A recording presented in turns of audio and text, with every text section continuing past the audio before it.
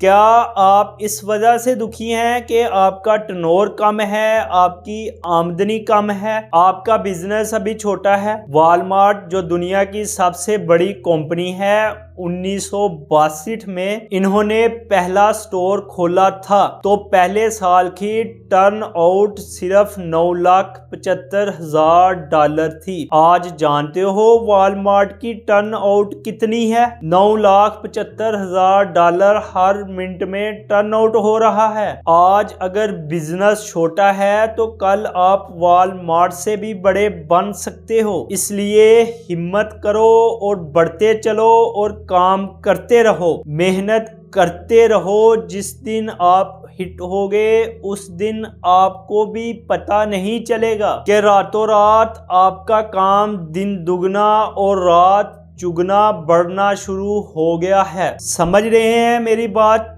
मैं क्या कह रहा हूं?